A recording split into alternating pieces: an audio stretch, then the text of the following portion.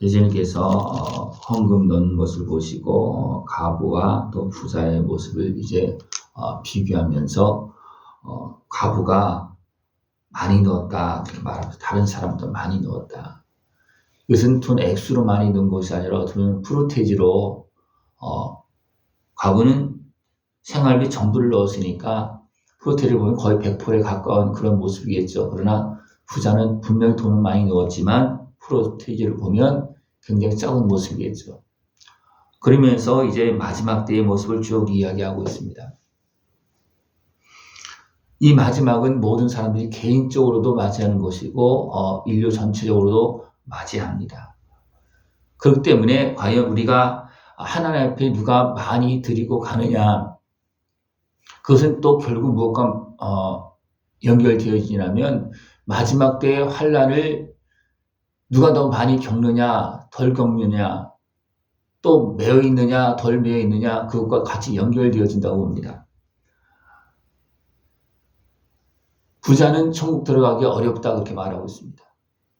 또 한편으로 그것이 어렵다고 그러면 부자가 환난을 더 많이 겪는다는 것입니다. 왜냐하면 물질적으로나 또 영적으로나 또 여러 가지 환경적으로 더 많이 겪을 수밖에 없겠죠. 가난한 자들은 어떤 피해나 또는 그런 쪽으로는 좀 덜 겪을 수가 있겠지만 또 어떤 부자나 권력 있는 사람들은 먼저 잡혀가고 죽고 하는 그런 일이 발생될 수 있습니다. 그래서 예수님께서 이런 상황을 딱 보시면서 부자와 과부의 그것을 보면서 마지막 때의 모습을 그대로 연결시키면서 야, 가난한 과부가 더 행복한 날을 맞이한다. 그것을 전체적으로 흐름을 보면 이제 말해주고 있습니다. 그러면서 성전의 이제 모습을 사람들이 이야기할 때 이것은 다 무너진다. 예? 돌 위에 돌 하나도 남지 않고 다 무너진다. 이것은 성전뿐만 아니라 모든 인생이 다 무너지잖아요. 그죠? 성전뿐만 아니라. 그러면서 이제 사람도 다 무너지고 성전도 다 무너지고 그 징조가 뭐냐 또 나타나는 것이 뭐냐 하면 미혹이 심하다는 겁니다. 그래서 성전도 완전히 이방인 손에 넘어가고 대중 손에 넘어가고 또 사람들도 결국 미혹받아서 신앙을 보겠느냐 믿음을 보겠느냐 결국 그렇게 되어지고 만다는 겁니다. 예. 그렇게 되어지기 전에 우리가 온전히 주 앞에 마음을 드리면 우리의 삶을 드리면 주님은 우리를 보존해 주시고 남겨주시고 환난을 피하게 해주시고 가장 또 마지막을 잘 장식할 수 있는 그런 모습이 되어진다는 것입니다. 그러면서 계속 이제 환난에 대해서 말하고 민족이 민족을 나라가 나라를 대적하여 일어나고 큰 지진, 기근, 전염병 또 하늘에로부터 큰 징조가 있겠다. 이런 성신이 해, 달, 별도 다 떨어지고 무너지는 그런 모습이 있다고 분명히 말해주고 있습니다. 예. 이런 가운데 먼저 징조가 뭐냐 하면 사람들이 막 넘겨준다. 부모 자식 간에도 막 넘겨준다. 어떤 그런 모습이 나타나고 있습니다. 그러면서 예? 많은 사람들이 환난과 고통을 당한다. 그러나 너희 머리털 하나 상하지 아니하리라. 이것은 육체적으로 머리털 하나 상하지 아니하는 그런 의미보다도 너희의 인내로 너희 영혼을 얻으리라. 이런 환난 가운데 상하지 않는 부분이 뭐냐? 영혼만 상하지 않는다는 거예요. 영혼만. 이런 환난이 있는데 어떻게 머리털 하나가 상하지 않겠습니까? 이것은 바로 밑에 나오는 것이 너희 인내로서 영혼을 얻으리라. 네. 그렇기 때문에 우리는 육에 매여서 끌려가는 것이 아니고 우리 영혼을 바라보고 깨어서 기도하는 그런 모습이 되어져야 된다는 것입니다. 이것이 가까운 이제 오늘 때 나타난 징조 또 하나는 뭐냐면 예루살렘이 군대들에게 에워싸인다.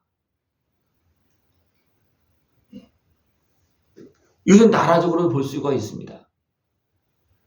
그리고 믿는 성도들의 어떤 무리로도 볼 수 있습니다.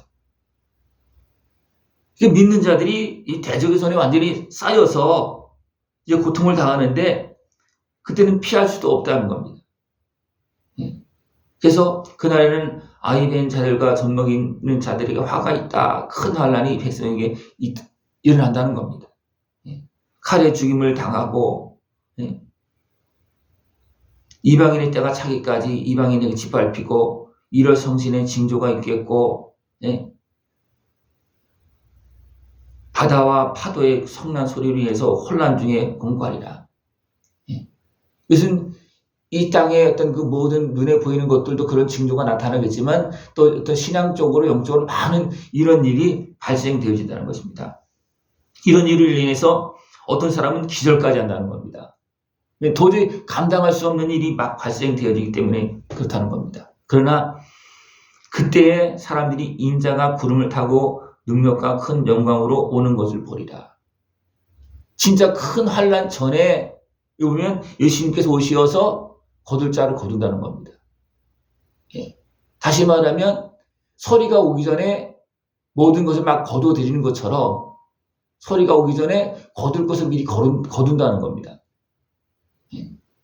그러니까 큰 환난 전에 주님께서 오셔서 거둘 것을 거두고 그 다음에 마지막 좀 더 기다렸다가 진짜 심판하는 그런 모습이 나타난다는 겁니다. 이런 일이 되기를 시작하거든 일어나 머리를 들라 너희 속량이 가까웠느니라. 이런 일이 시작해 이런 징조가 나타날 때 우리는 더 깨어서 준비하고 있으면 어쩌면 진짜 큰 환난을 맞이하지 않고 주님을 맞이하는 그런 모습이 되어줄 수가 있다는 것입니다. 그러면서 이제 무화과 나무 모든 나무를 보라 그렇게 말하고 있습니다. 이런 모든 징조 흐름은 이미 세상에 다 알려주고 있다는 겁니다. 인생의 모든 과정도 분명히 보여주고 있고 모든 나무나 모든 씨앗을 씨 뿌리고 거둔 걸 다 통해서 이건 이미 다 보여주고 있다. 천지 만물을 통해서 다 보여주고 있는 거다. 그런데 분명 우리는 육신적으로 죽음을 다 맞이하기 때문에 죽음은 준비하고 있지만 영혼에 대해서는 잘 준비를 안 한다는 겁니다. 영혼에 대해서. 그래서 부자도 분명히 하나님 앞에 성공을 드린다는 것은 준비한다는, 그러나 가난한 가부가 전부를 다 들여서 준비하는 것과 이건 비교가 되지 않는다는 겁니다. 천지는 없어지겠으나 내 말은 없어지지 아니하자. 우리 몸도 없어지고 우리 재물도 없어지고 천지도 다 없어집니다. 그 전에 우리가 해야 될 것은 뭐냐 하면 이것을 영원히 누릴 수 있는 천국 창고에 드리는 것입니다. 이것이 바른 신앙생활이고 믿음의 삶이고 또 물질이나 어떤 모든 시간이나 이런 것들 하나님 앞에 온전히 다 드리면 그것이 온전히 천국으로 올라가겠지만 그렇지 않으면 그냥 다 없어지고 만다는 겁니다. 그냥 없어지는 정도가 아니고 환난을 당하면서 더 많은 어려움을 당하면서 이날을 맞이하는 그런 모습이 되어진다는 것입니다. 그렇기 때문에 너희는 스스로 조심하라. 그렇지 않으면 방탕함과 술 취함과 생활의 염려로 마음이 둔하여지고 뜻밖의 그날이 덕과 같이 너희에게 임하리라. 전체 우주적으로 이런 일이 진행되어 있는 것도 깨어있지 못하면 그냥 그대로 맞이해서 큰 환난을 당하는 것이고 또 개인적인 삶도 우리가 깨어서 조심하지 못하면 나도 모르게 그런 환난에 끌려가서 이 날을 맞이한다는, 개인적인 그런 날도 맞이한다는 겁니다. 이 날은 온 지구상에 거하는 모든 사람에게 임하리라. 모든 사람에게 지금 또 임하고 있습니다. 모든 사람들에게. 그러므로 너희는 장차 올 이 모든 일을 능히 피하고 인자 앞에 서도록 항상 기도하며 깨어있으라 하시니라. 이것을 피할 수 있는 길이 있다는 겁니다. 그것은 뭐냐 하면 내가 깨어서 준비하고 있는 겁니다. 그러면 지금 멸망이 이루어지기 전에 모든 죽는 사람들은 어떻게 있습니까? 깨어서 준비한 사람들은 그 다음에 있는 이 땅에서 죽음의 과정을 통해서 환난도 있겠지만 그 다음에 있는 또 지옥의 심판도 면할 수 있다는 겁니다. 그리고 천국 영광에 들어갈 수 있다는 겁니다.